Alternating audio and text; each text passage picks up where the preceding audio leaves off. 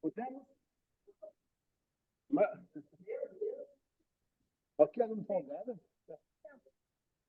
É.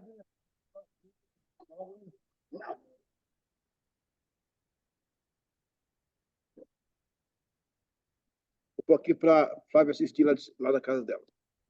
Eu abriu. Cadê o coronel? O coronel tá aí? Ele foi na farmácia, pastor, mas já está voltando. Tá certo. Tá com voz de telefone. É, ele deixou comigo porque o meu descarregou e eu esqueci o carregador. Não, é a sua voz. Tá afônica. É por causa da garganta. Tá gripada, né? Garganta tá ruim. Meu Deus.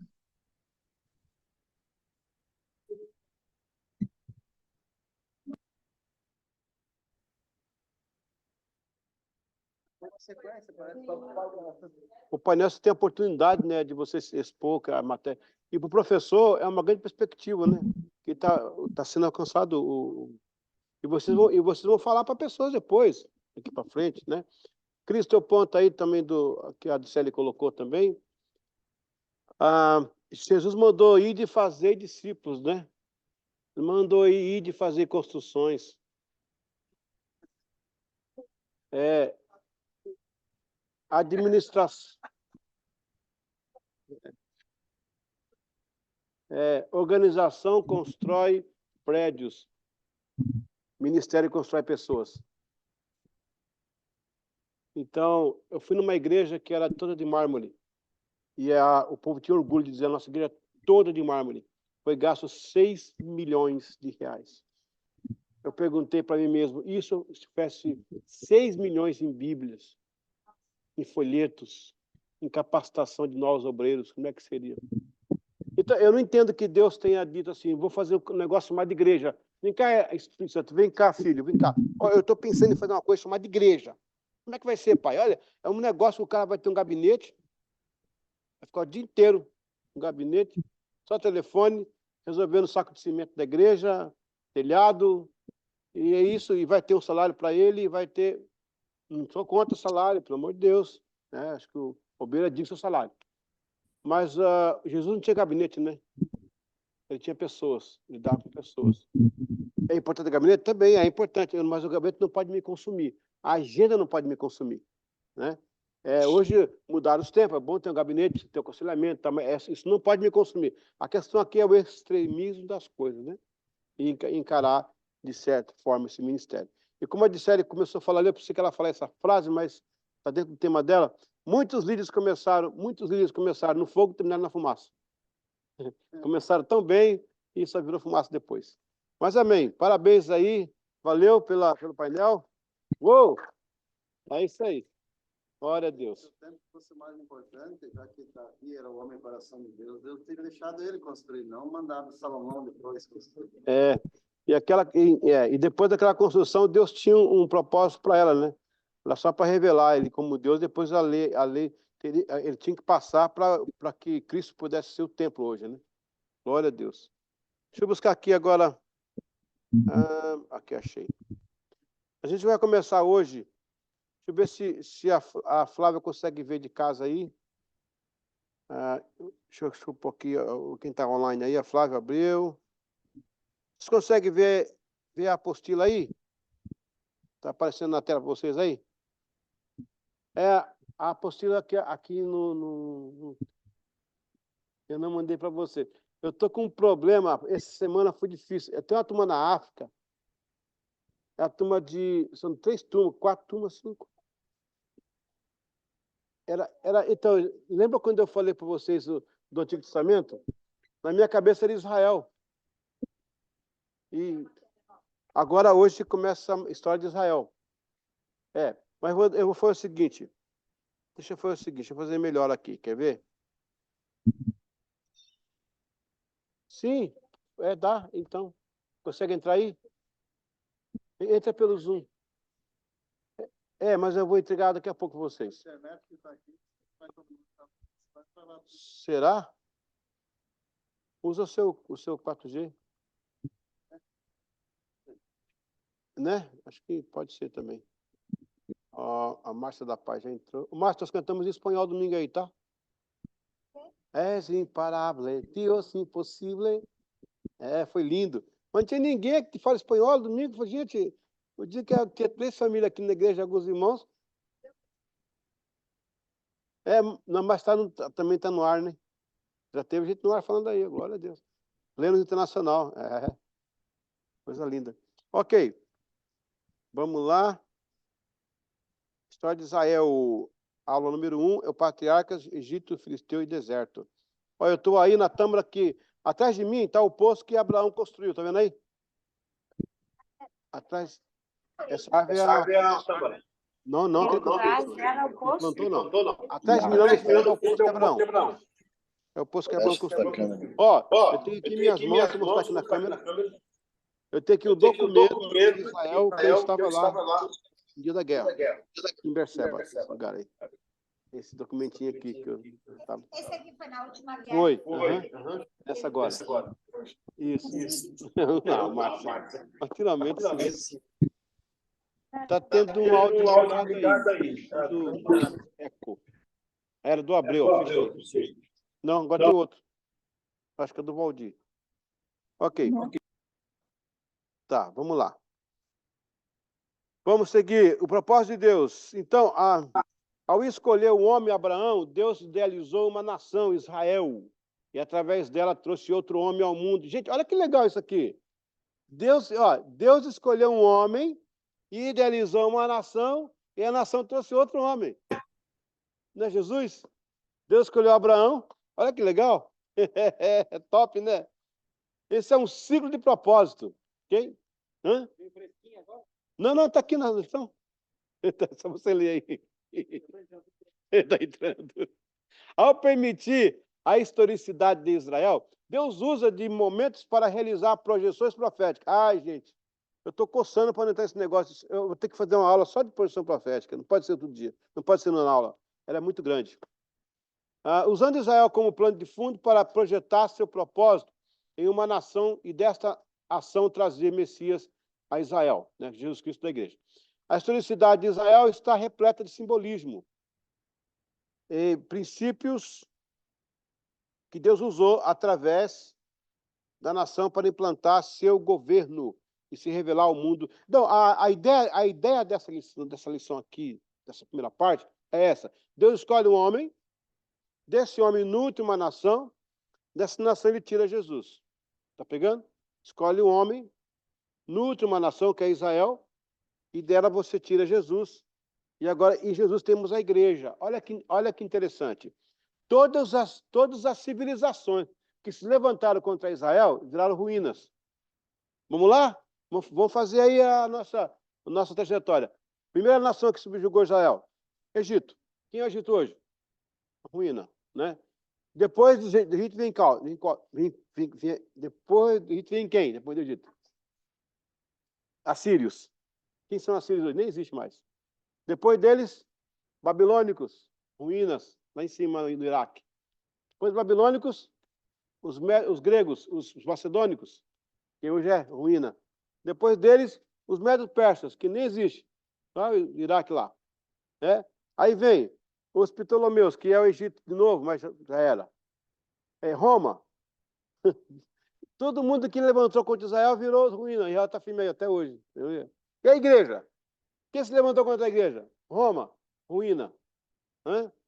O nazismo, ruína. Comunismo, ruína. Cortina de bambu na China, ruína. Cortina de ferro, né? Não, cortina de ferro não. Cortina de ferro é a Rússia, ruína. Cortina de bambu na China, ruína. E não vai derrubar a igreja. Não vai derrubar a igreja. Eu estou feliz demais com isso. Se vir a perseguição, pode vir, a igreja não se quebra. É igual a Israel. Deus levantou lá no Antigo Testamento e a igreja, essas duas alianças estão firmes, né? Quer dizer, a da igreja complementou a de Israel. Porque são duas instituições de Deus. E a família também. Amém? E ó, eu falei uma coisa sem ler aqui, ó. Agora que veio. Toda civilização que se levantou contra Israel está no automático aqui, está no piloto automático. Número 2. Aí você vai ter os patriarcas, ok? Abraão, Isaque e Jacó foram os patriarcas do povo de Israel. A ideia patriarcal era a base para uma liderança autocrática. O que é autocrática, gente? É isso aí. É isso. É você, do pai sai a liderança. Né? Você vai ter o Abba, que é o pai, né? Mishpahat, que é a tribo. E aí, do Abba, a Mishpahat recebe. O patriarcado é a forma mais antiga de governo familiar. No grego, a palavra vem como patriarches. O significado é chefe ou pai de família, que, aliás, é uma designação do Deus sobre Abraão. Pai de uma multidão, ou pai de muitos. A palavra patriarca original adquiriu um significado religioso, na Septuaginta, é a versão grega da Bíblia. No hebraico vem como avot, ou abot. No aramaico, Abba. Após Deus chamar Abraão, Gênesis 2, ter firmado a promessa em Isaac, agora usa Jacó para o início da nação. E falou Deus a Israel em visões de noite, disse, Jacó, Jacó. Ele disse, eis-me aqui. Ele disse, eu sou o seu Deus, Deus do teu pai. Não temas descer ao Egito, porque eu te farei ali uma nação grande. Aleluia. O incurso para o Egito se dará em duas fases. Primeira fase, Abraão desce ao Egito, e havia fome naquela terra, e desceu Abraão ao Egito para peregrinar ali, porquanto a fome era grande na terra. É Gênesis 12, 10. Segunda fase, depois Jacó também desce ao Egito. É a mesma coisa, a questão da fome. Tanto Abraão como Jacó. Isaac fica, Isaac não vai ao Egito. Agora, são 3 patriarcas, dentre os quais nós temos os pais de Israel. E como é que pode Deus deixar um patriarca passar fome? Como é que pode Deus, o cara que vai gerar a nação? Olha, é bem mais que isso. Como é que a Maria carrega o Salvador na barriga e pega um jumento, gente? Podia pegar um cavalo? Ela, mãe do Salvador? A mãe do Salvador. Vai pegar um jumento com osso duro? Porque Deus não tem privilégios para os favoritos. Deus não está preocupado em dar privilégios. Está preocupado que a gente cumpra a missão dele. Faltou lá pão na Israel, mas tinha pão no Egito. Deus nunca vai deixar faltar o pão. Aleluia. E entre a promessa e a conquista tem o processo. Você só quer pensar no final, mas tem que valorizar a jornada. E o que Deus pôs dentro de você, ninguém pode tirar. Você pode criar um leão dentro de uma jaula. Tudo bem, tudo que ele vai achar é uma jaula. Ele vai ser criado na jaula. Mas por que eles prendem na jaula? Porque ele sabe que ele tem um instinto. Se soltar, ele procura a selva. E em menos de 1 hora, ele já se ambientou. O diabo sabe quem você é. Por isso que ele quer atrapalhar, porque ele sabe que você é um leão, é uma leoa. Aleluia. Amém, igreja? Eita, glória! Desculpa aí, gente. Amém? Eu me empolgo, rapaz do céu. Desculpa aí, viu, gente? Desculpa aí. Oi. Como? Sim. Israel também, mesma coisa. Isso aí foi o que a moça falou naquele filme China Cry. China Cry, o choro da China. Quando ela consegue, um ato verídico, né? Quando ela consegue que o governo tira ela de lá, né? Que ela consegue depois de sofrer muito. Ela sofreu muito, sofreu. Você vê o filme, você fica assim, cara, você fica, sabe? Quando ela vai sair, ela está ferida, ela está quebrada, ela está grávida. Ela foi chutada na barriga dela, filho dela. Ela está toda marcada, toda pálida. Ela está quase morrendo para sair assim na fronteira. Ela vai cruzar a fronteira, liberta. Aí o general fala assim, o teu Deus, o chinês lá fala, nós vamos colocar ele numa jaula. Ela quando saiu assim da China, pisou na liberdade e falou assim, para colocar meu Deus numa jaula, vocês vão ter que amarrar o vento.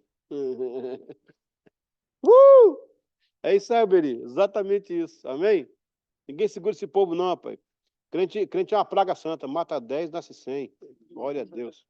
Aleluia. O deserto. Depois de um tempo de escravidão, clamou a Deus, 10 pragas foram enviadas para convencer Faraó e deixar Israel sair do Egito pelo deserto. Durante 40 anos, Deus preparou o povo para a conquista de Canaã. Nesse período, Deus se fez conhecido para o povo e temeu e ter mais fé. E plantou cultura na nação, com as leis, decretos. Repita comigo, leis, decretos, preceitos, estatutos. Vamos de novo? Leis. Deus se move nessas 4 bases. É muito importante isso. Está numa escola, aprende isso aí. Deus se mexe nas 4 bases aí. E tudo que ele fala está em cima das leis saem os decretos. Nenhum decreto pode ser feito se for baseado na lei. Está pegando? Dos decretos saem os preceitos e dos preceitos saem os estatutos. É fantástico. Eu vou entrar nela depois. A gente vai esmiuçar ainda. Você quer simplificar? Não, vai complicar ainda. A gente vai esmiuçar essa palavra depois. Mas é importante essas 4 bases de Deus, tá? Não começa com decreto, começa com lei. A lei é more. A lei é caput, é umbrella, é cover, é em cima, ok? Oh, sorry. Foram 40 anos com 42 paradas. 40 anos com 42 paradas. Desde Sucote ao Jordão. Com provisão, proteção e palavra. Repita comigo: provisão, proteção e palavra. São os 3 P com que Deus te conduz no deserto. Eita glória! O deserto foi uma universidade para transformar um povo de cabeça de escravo para cabeça de governador. Deus não podia dar. Deus não podia dar uma nação para o povo que sabia só levar chicote e carregar bloco. Deus não podia dar uma nação para governar um povo que era mandado. Deus põe no deserto. Agora entenda por que está no deserto. Porque Deus quer mudar a sua mentalidade. Deus quer mudar o seu paradigma, Ele quer quebrar para começar algo novo. Nada pode começar antes do deserto. A bênção precede no deserto. Recebe aí, glória a Deus. Quantos anos ficou Israel lá no poder do Egito? Ou na sede ou durante o Império? Quantos anos? 400. Ok? Quantos anos Israel fica no deserto? Depois do deserto, Israel entra onde? Canaã, leite, emana leite. Ok. Israel entregou o dízimo dos 400 e recebeu a bênção. No deserto foi o dízimo. 40 anos. Não foi 400 anos no deserto? No Egito? 40 anos com Deus. Porque Israel se entregou a Deus ali. O dízimo era ele mesmo. Exatamente. 40 anos no deserto, 10% de 400 é o dízimo. Devolveu o dízimo, entrou em Canaã. Quem devolve o dízimo é mano leite e mel. É aí. A primícia. É a primícia. Glória a Deus. Tá bom, gente? Tá bom aí? Vamos na bênção? Foram 40 anos com 42 paradas, desde Sucote ao Jordão, com provisão, proteção e palavra. O deserto foi uma universidade para transformar o povo de cabeça de escravo para a mentalidade de governador. Eles poderiam ter feito o trajeto em 3 meses, diga 3 meses.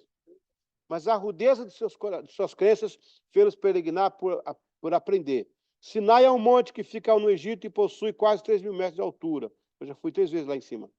E foi o local escolhido por Deus para revelar a Moisés, entregar as leis que era a constituição da nação de Israel, e assim conduzir o seu povo. Neste local, Deus fez profundas revelações a Moisés.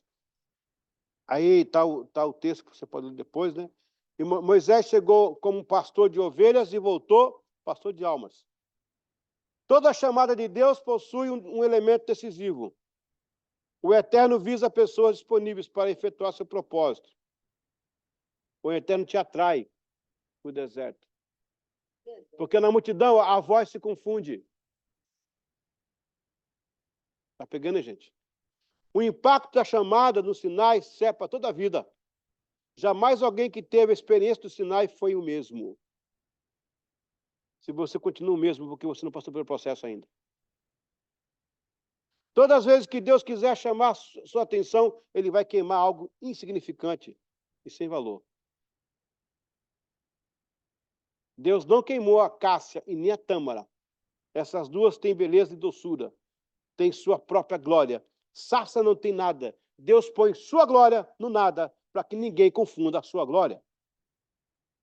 O deserto vai durar 40 anos até Israel definitivamente passar o Jordão e conquistar Canaã. Essas aulas são um culto, isso é um culto, né? Amém? Está pegando a bênção aí, gente? Glória a Deus. Tem que parar para pensar um pouquinho, né, Valdir? Amém, igreja?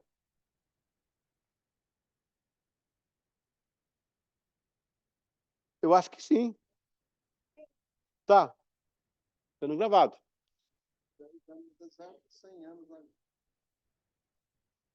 Quando você entra no deserto, você não consegue voltar para trás. Ou você entra para morrer, ou você entra como escravo ou sai como soldado. Você não morre no Egito, você morre no deserto. O deserto não tem volta. Se você entrou, você morre lá. Você morre lá por não entender o processo, ou você avança por entender o processo. É isso aí. Amém, igreja? Deserto é lugar de mudança. É lugar de quebra de paradigma. É lugar para passar para um novo nível. É lugar para não ter recurso, para Deus ser o recurso. É lugar para você dar glória para aquele que pode dar glória. É lugar que Deus emana que não tem, para que você dê a glória para aquele que pode dar.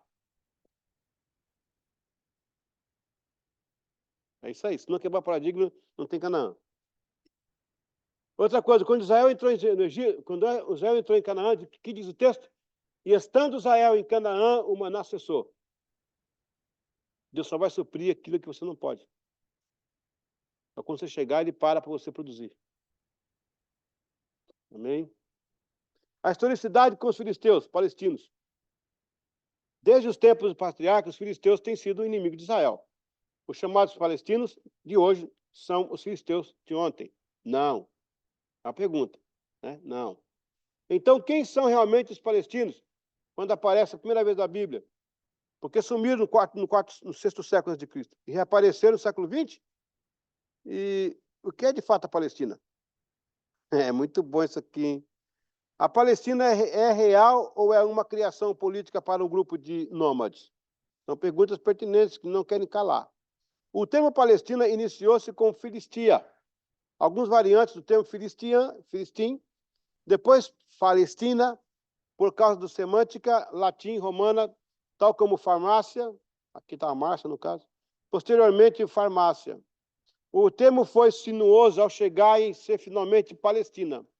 Quem conhece a história sabe, e bem da verdade, que Palestina nunca foi um país. Nunca foi uma nação e nem um Estado. Fora primeiro um apelido com o qual Israel chamou o povo que veio do mar, os filistins, povo que vem do mar. E depois um erro de analfabetismo histórico do imperador Adriano, em 75, que ele chamou o local do que não era. Chamou de Palestina que não era, que nunca foi. Me mostra uma língua palestina. Não tem. Uma roupa palestina. Uma comida palestina. Não tem. Os reais palestinos, aí sim, que era de Creta, nada a ver. Nunca passaram de tribos e um povo aleatório. Nem eles mesmos souberam que eram identificados como filisteus. Nem eles sabiam que o nome era filisteu. Israel falou assim, ó os filistinos, mas eles eram cretenses, porque foi achado pedaços de... Quem caiu? Aqui está no ar. Está no ar. Abreu, está me vendo aí, Abreu? Está firme lá, Abreu está vindo lá. A nossa internet está aí. Nossa internet, de vocês. Onde é que eu estava mesmo? Tá. Foi achado pedaço de deuses de Creta na Pentápolis. Quem é Pentápolis? Gaza, Ascalon, todas aquelas as 5 cidades que hoje é ali chamado Palestina, né? Então eles eram cretenses, povo que veio do mar, assim como eram os etruscos, assim como eram os bizâncios, os gregos daquela época do mar Mediterrâneo, entendeu? Os filisteus reais palestinos nunca passaram de tribo e um povo aleatório. Nem eles mesmos souberam que eram identificados como palestinos, ou filisteus, na época da Bíblia Antiga. Como um povo invasor, deveriam ter seu próprio nome, porque a história ainda não se debruçou com propriedade ainda. Depois, Adriano, imperador romano, em 135 d.C., usa o termo como deboche e vingança para apagar o nome de Israel. Assim, mudou o nome de Israel para Palestina e Jerusalém para Aérea Capitolina. Isso por puro ódio e perseguição ao povo de Israel, por causa das constantes insurreições e revoltas. Palestina é, na verdade, apenas um termo geográfico, dado pejorativamente pelos romanos e reforçado pelos gregos no século II depois de Cristo, na repossessão de Israel e suas terras a partir do século XIX.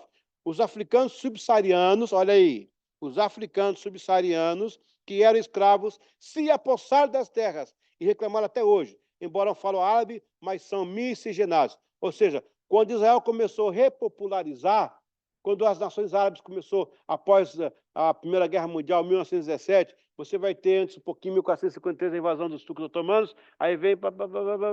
Aí você vai ter a derrota dos turcos otomanos, quando o comandado britânico atinge aquela região, a região está abandonada, os árabes começam a voltar, e Israel começa a voltar. Aí começa o movimento do sionismo, no século XVIII. O sionismo é um movimento de Sião, de Israel voltando para suas terras.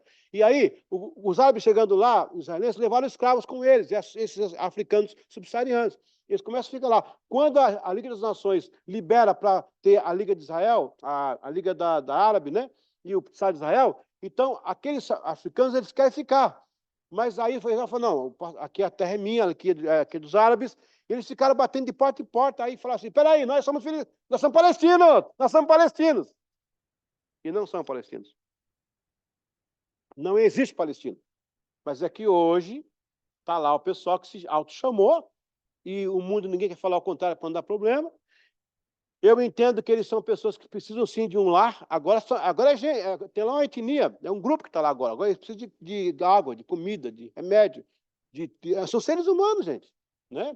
E Israel ignorou tudo isso e deu um lugar para eles. Mas lá, aquele grupo lá que é diferente, né?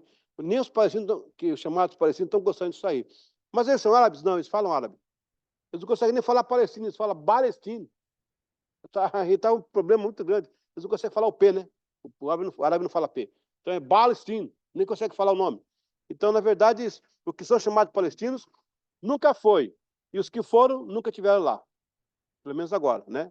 Eles são lá. Os verdadeiros palestinos são os filisteus que no tempo de Israel, lá na Síria, foram dizimados pela Síria. Acabou. É Adriano que aprontou essa...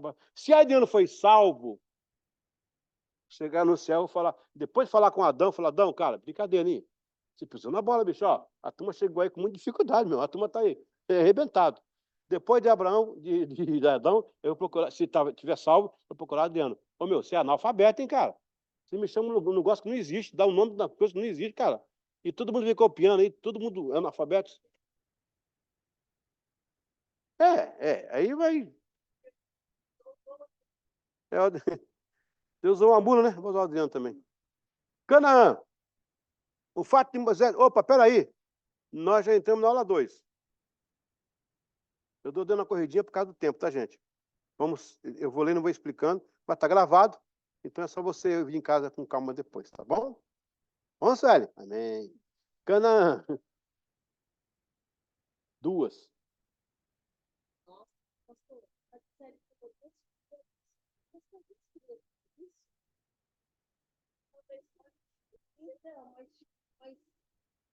Aí vai ser uma discussão, vou ter que parar a matéria.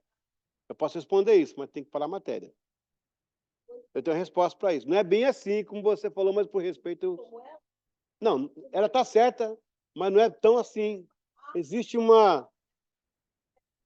paralelo. A gente tem que entender a permissiva diretiva, mas aí... Vamos lá. Também, se Israel aceitasse Jesus, a gente não estava salvo. Então, mas é outra discussão. Vamos voltar para a matéria depois. Vamos lá. Uhul! Não, vou falar com ele. Canaã. O fato de Moisés não ter entrado na terra seria matéria para outro estudo. No entanto, a parte que cabia a ele era... Eita, segura, Léo, segura essa aí. A missão de... Eita, glória! A missão de Moisés é levar o povo, não era entrar. Faça o que Deus mandou, não questione. Não. Vamos lá. Ok. O fato de Moisés não ter entrado na terra seria matéria para outro estudo. No entanto, a parte que cabia a ele era trazer o povo do Egito e projetar Canaã. Faça o que Deus mandou, sem questionar resultados. Tem que entender a soberania agora, né? Exatamente. O envio dos espias foi uma forma de confirmar por testemunho o que ele não veria em loco. As informações sobre os gigantes de Canaã, as grandes frutas, trouxeram temor para o povo. Mas para Moisés, que conhecia seu Deus, foi um conforto e uma sensação de ter chegado ao lugar certo. foi para confirmar que Deus entregava algo especial. Canaã tinha a presença de grupos étnicos. Os dois mais latentes eram os próprios cananeus, como heteus, amorreus, ferezeus, heveus, jebuseus, gigazeus, eliseus. E a parte mais marítima eram os filisteus, pertencentes aos povos que vinham do mar. Apenas para relembrar, foi Israel quem apelidou os filisteus, os que vêm do mar. Depois, erroneamente, o imperador Adriano, chamado os palestinos, aí já expliquei. Agora vamos lá. A Bíblia fala que Israel ia receber uma terra que emana leite e mel, certo? Tá, mas é só deserto, a maioria é deserto. O território quase todo é deserto. Onde é que está o mel? Onde é que está o leite? Uhum. Vamos aprender? Vamos aprender? Vamos aprender? Estamos na escola?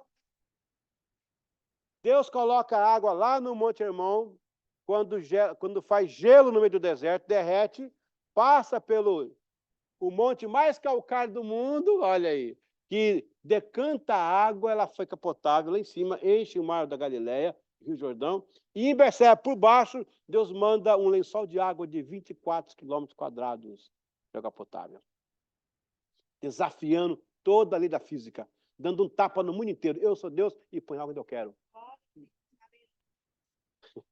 Esse é o leite que emana Israel. Esse é o leite. Amém? E como é que é tirado o leite da ordenha, da teta da vaca, com muita dificuldade lá? Israel tem que fazer isso para tirar a água de lá, mas sai água de lá. E não para de sair água. E o mel? Onde é que está o mel, pastor? A tâmara, que cobre todo o território de Israel, ela tem um mel. Aqui tem uma parecida, mas a de lá mesmo chega dói, de tanto doce que é o mel. Pois é, imagina aquela que é original. É uma árvore, né? Você pega assim na árvore. É uma árvore que sim, parece caixa, tem bastante lá. Glória a Deus, hein, gente? Aleluia! Vamos lá, coisa linda. Eu estou falando com vocês aqui.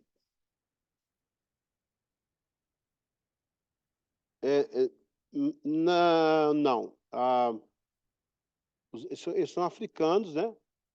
Pode até ter lá, mas não diretamente. Porque Ismael é semita. Ismael é semita. É. Mas também é semita. O Egito também é semita. Embora está na África, é semita. Incrível, né? O chinês é semita. É tudo de 100. É irmão de Israel. O chinês é irmão de Israel, o egípcio é irmão de Israel. É tudo da mesma linha. É de 100. Só que Deus pegou lá da 100, pegou Israel e fez a nação escolhida, né? Eles são do mesmo. Mas habitaram na África. Aliás, todo mundo desceu, né? Desceram e subiram, né? E foram para a Europa. O Jefté, né? O Jafé, né? O Sem e o Cão. Estavam por Deus, entenderam que era esse eu. Alegoricamente, porque o Deus vai aparecer só com a mitologia grega. A palavra teos, né? Não tem na Bíblia, não. É verdade, Deus não tem na Bíblia, não. A palavra Deus não tem, não. Não tem. Tem eterno, exaltado, Senhor, Adonai, né? Juízes. Iniciou-se. Tetragrama, Yahvé. Iniciou-se o tempo dos juízes. Este período foi de estabelecimento de altos e baixos do povo israelita, como um governo puramente teocrático. Dos 14 juízes que teve período, ao menos 5 são destacados por seus feitos memoráveis. São eles Débora, uma mulher, Débora, porque ela é zumbido, né? É zumbido, né? Débora é zumbido. É zumbido no aramaico. Por causa que é abelha, exatamente. Não é por causa da abelha mesmo. E tem uma Débora que foi ama de Isaac, né? Interessante. Ela foi tão importante que foi enterrada com a família de Israel, cara. Aquela mulher ali, são duas Déboras interessantes. Uma juíza, a outra foi ama. Jefté, Sansão e Samuel. Eles conseguiram manter as tribos de Israel enfrentando vários conflitos locais. Um contraste enorme sucumbiu esta época, lembrando que o povo de Israel, nesse tempo, não foi o mesmo que saiu do Egito. Viu a mão forte do Senhor. Por esta razão, o povo era fácil de se desviar. Vinha uma crise, quase a perecer, levantava o juízo, tudo se acalmava. Depois, de fato, se repetia. Era nítido a sequência de um ciclo vicioso. Vamos lá comigo? repouso, recaída, ruína, arrependimento, restauração. Então, voltava. Vamos lá? Repouso, recaída, ruína, arrependimento, restauração. De novo, repouso. É isso aí. O que acontece com o Brasil hoje. O último juiz foi Samuel. E o primeiro dos profetas registrados da história do seu povo. Ele fez a ligação, né? Samuel. Muito bem. Opa, vou voltar aqui, vamos continuar aqui. Aleluia. A monarquia. Segundo a Bíblia, pelo menos 3 razões fizeram Israel deixar o juiz a partir de uma monarquia. Primeiro, Samuel tinha uma vida ilibada, mas seus filhos pisaram na bola.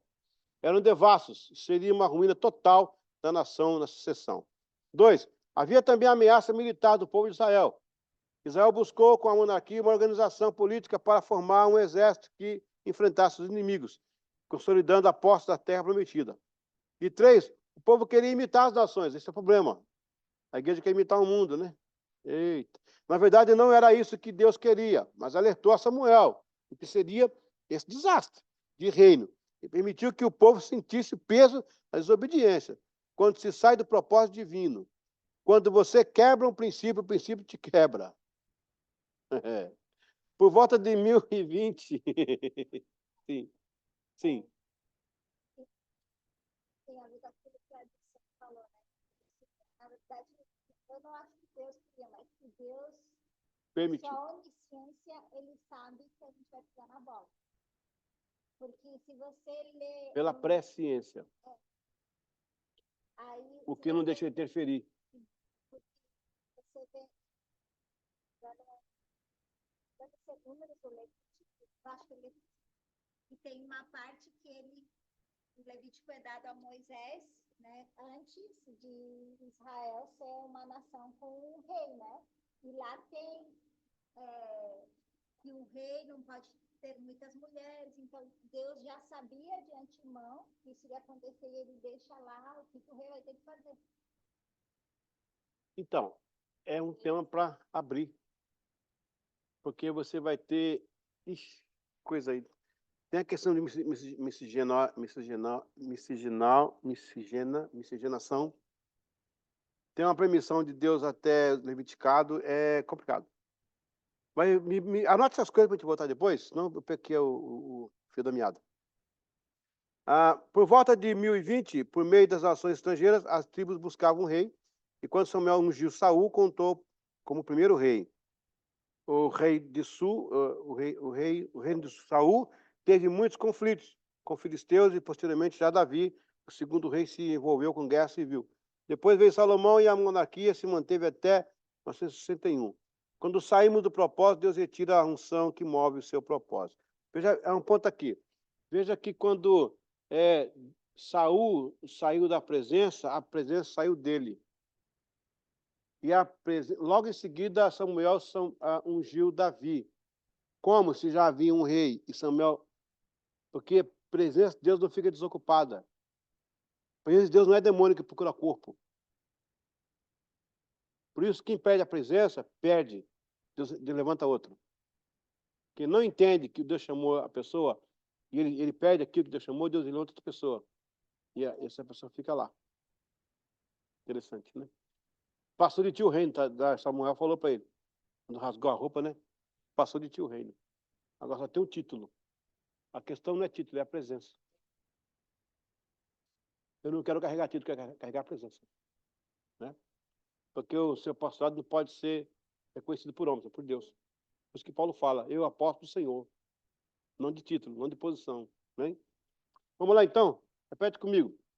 Canaã, os patriarcas. Egito, nação de Israel.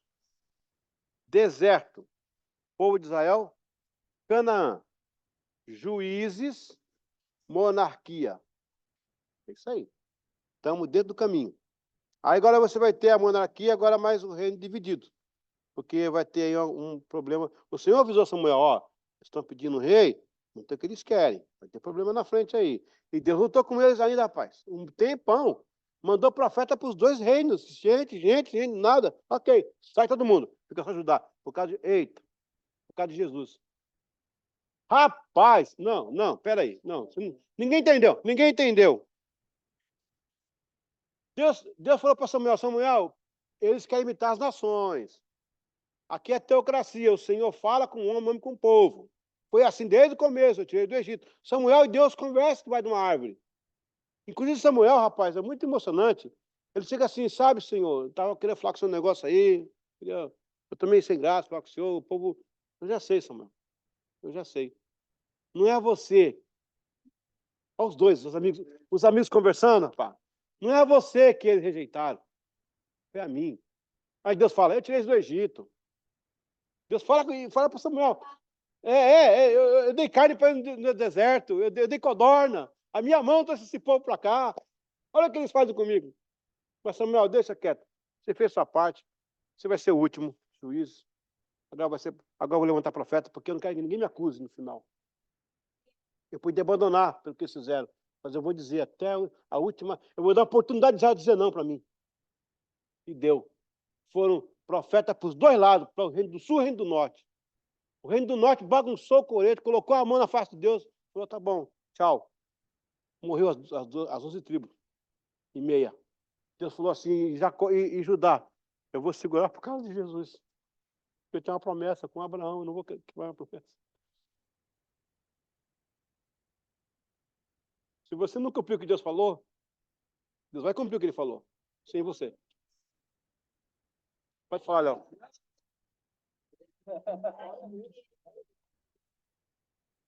Glória a Deus. Aleluia. Aleluia. Por causa de Jesus, ele segurou Judá. Por causa da gente. Reino dividido. Mesmo na época de juízes, o povo de Israel já possuía pensamentos de monarquia. Pois mesmo antes de subir ao trono, oficialmente, Saul, Davi e Salomão, houve um autoproclamado rei. No caso, foi Abimeleque, tá? Não aquele Abimeleque que falou com Abraão, é outro. Ele é filho de Gideão. Aí, tá falando aqui, tá falando aqui, ó. Filho de Gideão. Foi o primeiro rei proclamado. Depois de Saul e Davi, Salomão, sucessor de Davi, conseguiu manter a união somente seu período como monarca, que foi de 961 a 922. Com a ascensão do poder do filho de Salomão, Roboão, por volta de 930 a.C., suas atitudes provocaram a cisão em dois reinos, Israel e Judá. Jeroboão liderou uma revolta ao norte, e assim Israel teve como capital Samaria e Judá, Jerusalém. Israel abandonou o governo teocrático e pagou um alto preço por isso. Quando o coração do homem governa, Deus se assenta. Enquanto o homem fica em pé, mas Deus se levanta, o homem assenta e deixa Deus governar. A unção acompanha o propósito. Se sair do propósito, a unção sai de você. Eita.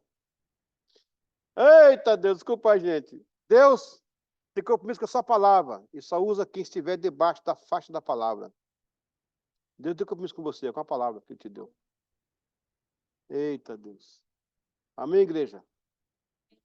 Aleluia. Vamos para o último para a gente ir para casa. Cativeiro, domínio, retorno e reconstrução. Vamos lá comigo de novo? Canaã, Egito, deserto. Canaã.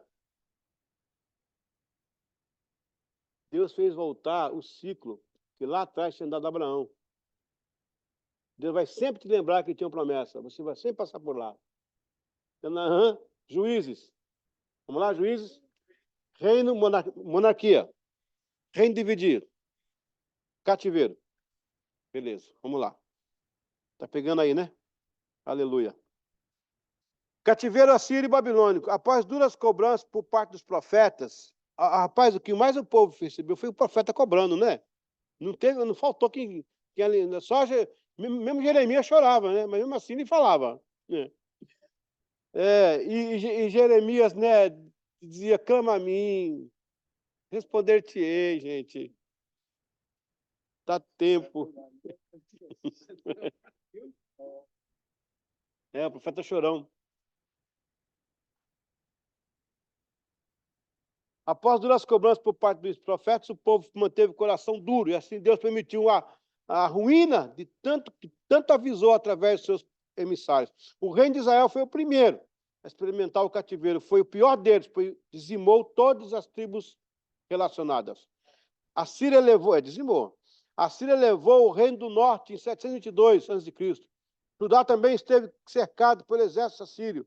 Seu comandante desafiava o rei Ezequias, segundo Reis 18. A situação parecia perdida, mas Deus ainda tinha planos para Judá e o rei Ezequias. No entanto, o cativeiro veio para Judá também. Em 536 a.C., os babilônicos, sob o rei Nabucodonosor II, capturaram Jerusalém, destruíram o templo de Salomão, puseram fim à dinastia davídica e levaram o povo cativo. Somente os mais pobres foram deixados em Judá. Depois de mais uma revolta, houve um terceiro grupo que foi exilado no Egito.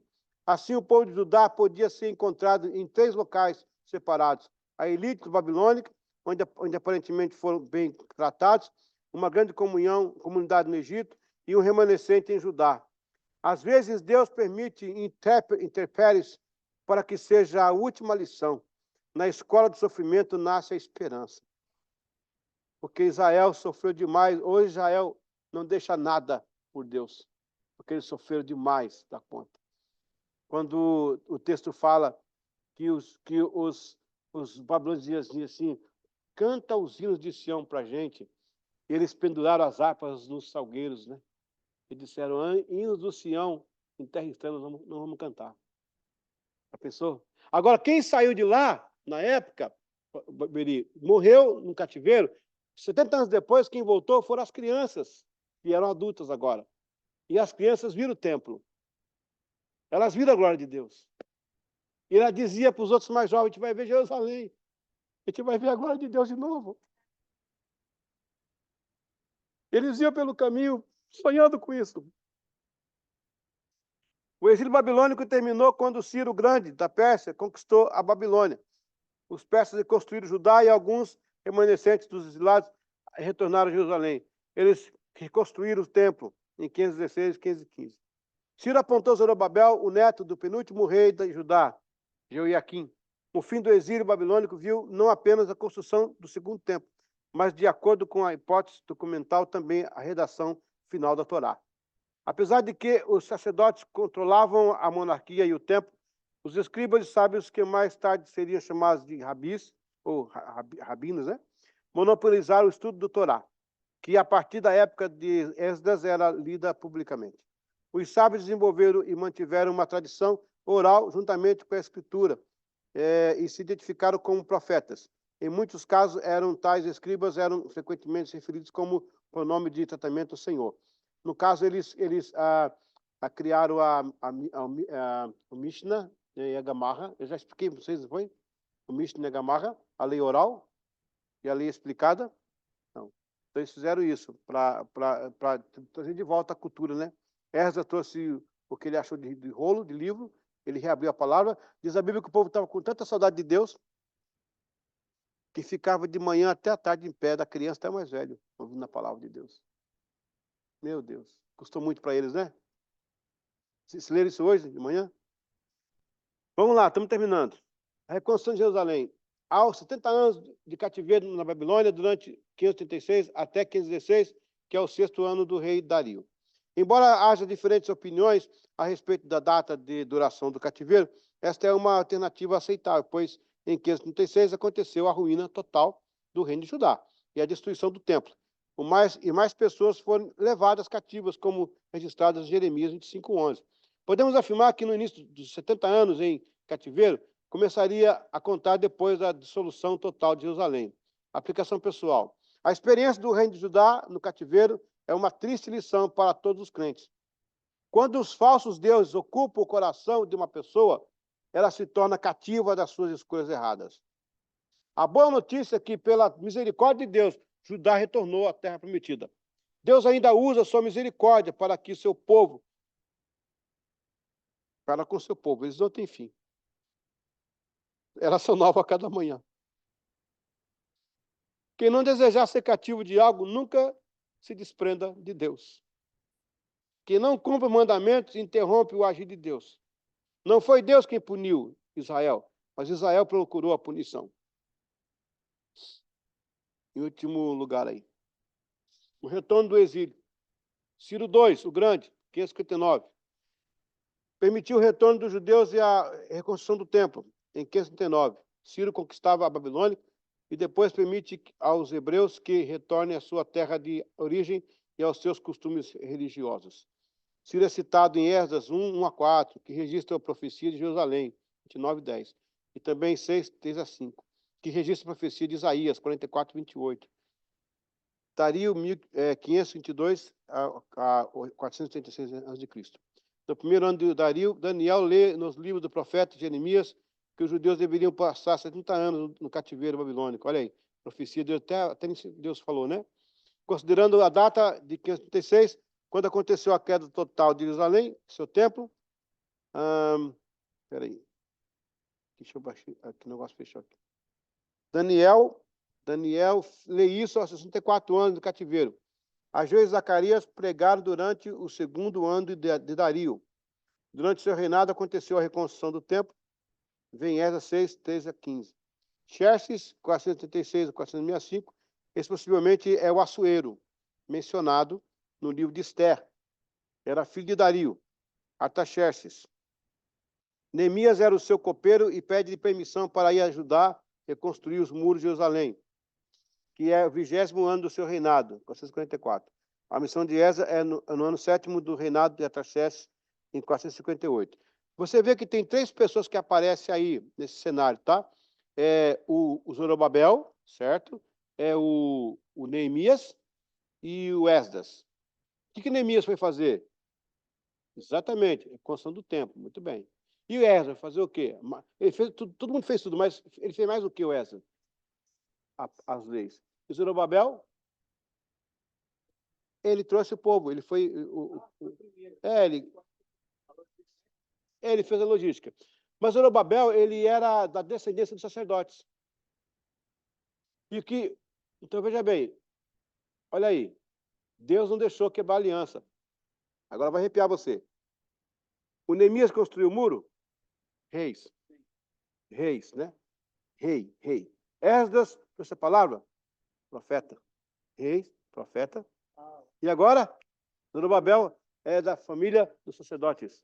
Rei.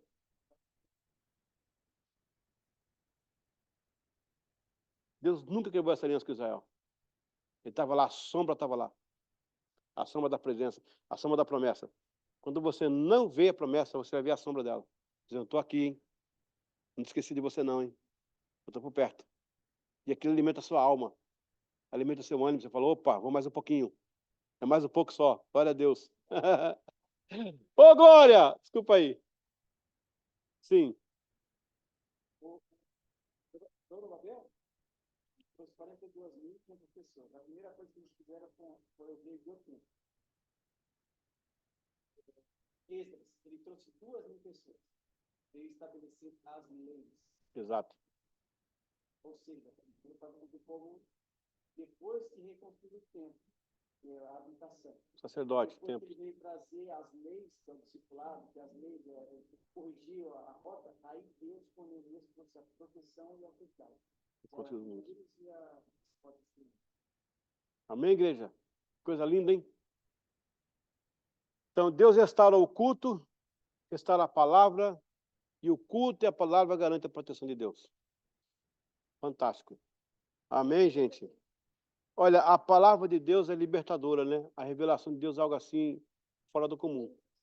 Você não tem o que dizer. Essa semana, eu estava em oração, até mandei no grupo lá, acho que eu mandei para o louvor. Eu mandei para o louvor aquela... Eu estava em casa, eu fui absorto em pensamentos, né? Absorto, assim, sai de mim, não sai de mim. Eu estava... Deus trouxe uma palavra, uma revelação. Eu tive num local assim, que eu via, muitas cores, que eu não sei o nome da cor, não tem cor. Foi. E o que eu ouvia, que eu sou compositor, né? Hoje eu fiz uma música linda hoje. Asas da Glória. Asas da Glória, da música de hoje. E tá vindo uma música nova com a Lauriette agora, A Força da Adoração. É minha também, tá? Orquestra. E a música que tá agora aí, tocando aí agora é a Unção de Deus. Crente cheio da unção, manda a glória para cima. É minha essa música, tá estourada no Brasil hoje aí. Estourada, estourada. É, por sim. É. Então, o compositor, Deus sabe, mostra algumas coisas. Então, essas coisas que a gente está falando aqui na palavra de Deus, você vê que o tempo todo Israel pisou na bola, desviou, fez o que não podia, e Deus não abandonou, cara, com a sua presença, com a sua palavra, com a sua revelação. Quer dizer, é a mesma coisa, eu fico nervoso, é a mesma coisa da irmã de Moisés, observando o bebê, né, no meio dos juncos ali, acompanhando. Deus está sempre nos juncos, cara. Deus está sempre nos juncos. Aí você vê Jesus lá em João 21, disseram, na moita lá com os discípulos, vendo eles não poder pescar, falando a pescaria, e você falou, oi, gente, tudo bem? Tem que comer aí? Ele estava ali, ele estava lá. Desculpa, gente, eu sou crente, então o crente tem esse negócio de... os crentes têm uns troços assim que é difícil, né? Deixa eu colocar para vocês aqui, quer ver? Aleluia, para vocês terem, só para encerrar aí. Estamos no horário, estamos no horário, estamos no horário. Fizemos muita coisa hoje, graças a Deus, demos a matéria todinha, fizemos o painel, Deus está falando. Ô, glória! Desculpa, gente, amém. Aqui. Escuta aqui, ó. Perdi os sentidos. Perdi os sentidos em arrebatamento. Isso é coisa que aconteceu com os profetas, né? A senhora sabe disso? Não. Isso aqui? Do louvor lá. Não. Perdi os sentidos em arrebatamento. Eu preciso tentar explicar. Perdi os sentidos. Estava, tipo, num lugar, essa semana agora, que tentava... Espera aí. Agora eu vou precisar daquele óculos. Amém.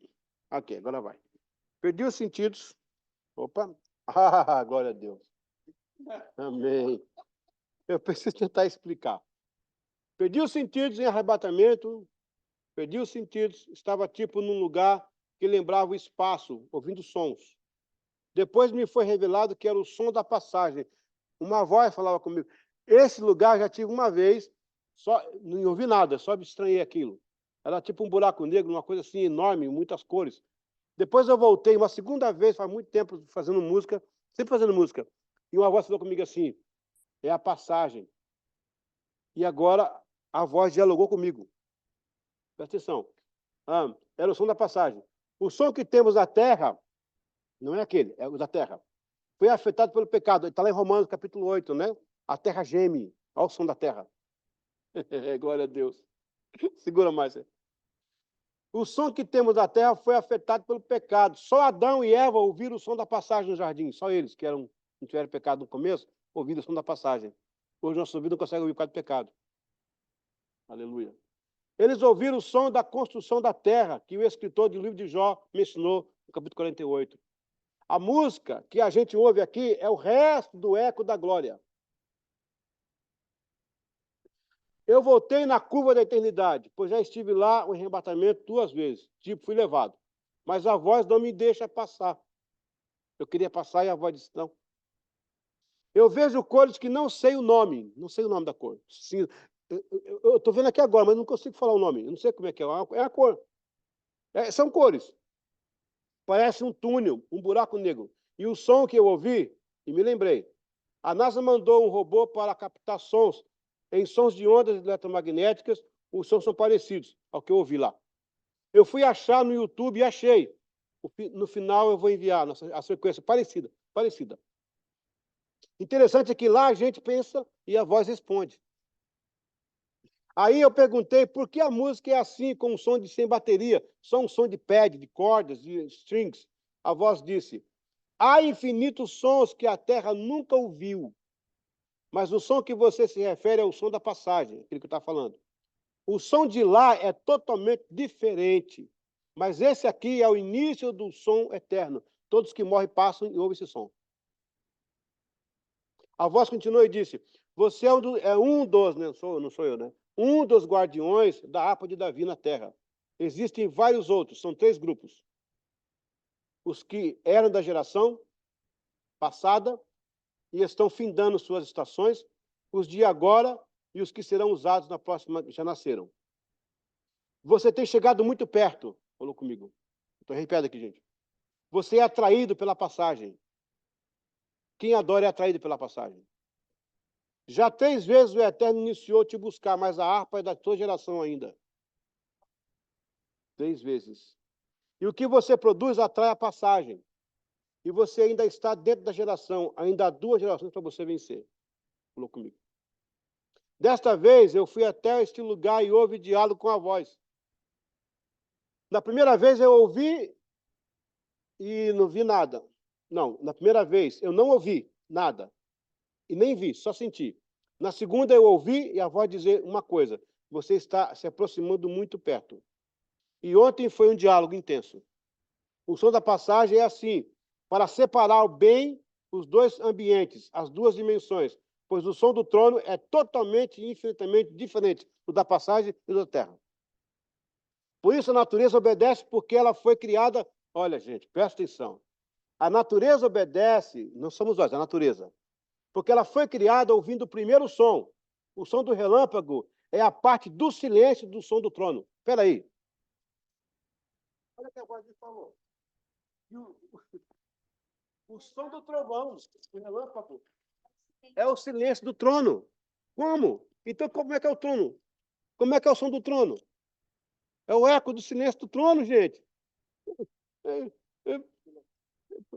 O som do relâmpago do trovão é parte do silêncio do som do trono. Depois eu pensei, se o relâmpago é o momento do silêncio, e o som do trono em si? Meu Deus. Eu perguntei se na terra já houve algum som da eternidade. A voz disse sim, mas a única forma de alguma adoração de lá ser reproduzida aqui vem apenas pelas asas da unção. A unção possui asas. Por isso, as letras do livro do Santo diz, repousa sobre ele a unção. No Pentecostes decifraram línguas de fogo, porque não conheciam as asas. Era a unção. Ela é a única forma permitida de transitar entre os 2 paralelos. Perguntei ainda, mas qual foi o hino que Jesus cantou na ceia? Aproveitei, né?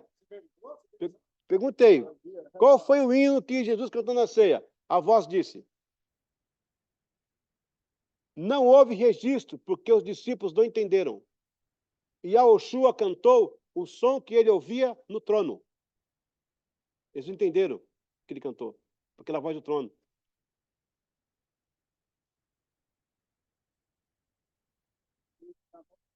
O som da passagem. Não. E Yoshua cantou o som que ele ouvia do trono. Quando ele disse, devolve-me a glória que eu tinha antes, estava falando do som do trono.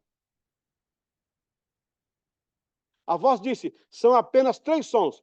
O som do trono, o som da passagem e o som da terra. Todo o universo que não foi afetado pelo pecado produz o som da passagem. Quando o Eterno veio no Sinai, o som de cima da montanha abalou o povo. Lembra disso lá na palavra? Todo o universo foi... veio o som do Sinai, o som de cima da montanha que abalou o povo. Eles não entenderam porque nunca ouviram aquele som. E assim disseram, vai tu, Moisés, fala com o Eterno. Aquela nuvem na qual Moisés ficou 40 dias era o som do trono. Eu perguntei, mas o som do trono veio na terra do pecado? A voz respondeu, só Moisés ouviu, ninguém pode ouvir. Era a glória que eles chamavam de nuvem na tenda da... O Israel olhava e dizia assim, Shekinah, Iá na nuvem. Ele não sabia o que era. Só Moisés ouviu, ninguém pode ouvir. Era a glória que ele chamava de nuvem na tenda da congregação. O máximo permitido é o que você está ouvindo, o som da passagem, que eu ouvi, né? E sim, o som do trono estava na nuvem, porque o som do trono, do domínio, pode ir a qualquer lugar criado, pois ao criar, o Eterno pôs um código de reconhecimento, mas só o som da terra não sai daqui, da terra. Por isso, o som do trono tem autoridade. O som do trono abriu o mar vermelho, o rio Jordão sussurrou na caverna de Elias, foi ouvido no Pentecostes. O Pentecostes foi uma nuvem, como a de Moisés, que só eles podiam ouvir a voz que veio. Olha, está na Bíblia isso. Aleluia! A voz prosseguiu. Abraão foi chamado pelo som do trono. Ele ouviu a voz no ar. É essa que você está ouvindo porque o Eterno te permitiu e alguns da harpa de Davi. Disse mais, a harpa de Davi não é física, e sim uma partícula mínima do som do trono. É uma unção que acompanha as gerações. Eu perguntei para vós, por que só temos o Salmo de Davi? Nós só temos letra, porque não temos melodia. A voz respondeu, Davi ouviu o som do trono e não podia reproduzir. Na verdade, não consegue ser ouvido pelos que não possuem a harpa. Davi cantou em sua geração, mas o Eterno não recebe a adoração do som da terra. Assim não houve registro. Por isso que tem um louvor e adoração, gente. Por isso. Mas hoje se pode registrar, por isso o Eterno faz a própria adoração se propagar, no caso da igreja. Eu perguntei, se eu sou um dos que detém a harpa de Davi, e os cantores e cantores? A voz respondeu, Davi não operava sozinho, ele possuía Emã, Reduntum, Asaf. Davi era o compositor, os outros transmissores, todos carregam a arca da adoração. O som do trono vem e passa pelo tangedor de harpa e continua na transmissão dos chamados pelo Eterno para adorá-lo. Ainda perguntei sobre o episódio do rei Josafá. Se foi longo, hein? Eu consegui lembrar tudo isso. Que só foi para a guerra depois que chamou o arpista. Não foi isso? A voz respondeu, o rei Josafá era descendente do rei Davi. Ele foi o rei de Judá na época em que Israel estava dividido em 2 reinos. Josafá foi temente ao Eterno. Nunca falou Deus, só falava Eterno. Ao Eterno, no período. Porém, como descendente, ele sabia o segredo da geração da harpa. Por esse motivo, foi revelado a João, no Apocalipse, sobre as harpas que tocavam diante do trono.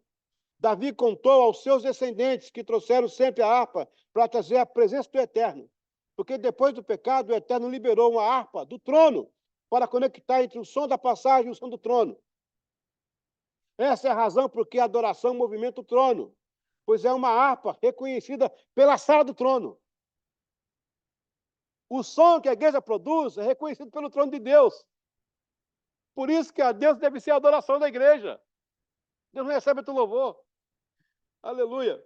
Essa é a razão por que a adoração movimenta o trono, pois uma harpa reconhecida, é uma das harpas, né? Reconhecida na sala das decisões. A harpa que Deus deu à igreja é a que vai passar da decisão. Por isso a igreja adora e Deus faz. Meu Deus, gente. Vocês estão sentados aí? Eu vou terminar. Posso terminar? Josafá trouxe um tangedor e, sabendo desse segredo, houve uma pausa.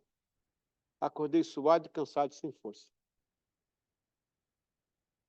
Essa semana. Semana passada. Na quarta-feira. Não, foi agora. Ainda estou... Eu fiquei o dia em casa assim, sem condição de sair.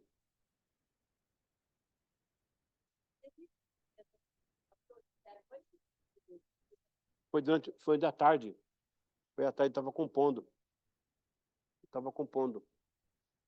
Eu fui compor esses dias agora um hino, quando eu fui compor, o Senhor falou comigo, não grave nada, me adora. Eu fiquei 1 hora só falando espontâneo, sozinho. A Vânia bateu na porta e falou, você está doido? O que está acontecendo? Eu falei, não, depois eu te explico. Fecha a porta aí. Amém. Glória a Deus. Amém, igreja? Eu quis dizer o seguinte, que a palavra de Deus, ela vem de geração em geração sendo revelada. Veja Israel, pegou os profetas, Deus se revelou aos profetas, se revelou para mas Israel não quis. Deus foi até o final com Israel, mas a sua palavra não a parou. Quando volta Israel, volta reis, sacerdotes e profetas, continua. Aí vem Cristo depois, rei, sacerdote, e nele a plenitude do ministério. Amém? Até semana que vem, se Deus quiser. Alguém quer dar alguma palavra, quer fazer alguma pergunta? Pode ficar. Oh, meu Deus. Então, semana que vem, a gente continua com a aula 4, 5 e 6. Amém. Deus abençoe, estou em casa aí. Valeu, Abreu. Valeu, Flávia. Walter, Deus abençoe. Glória a Deus.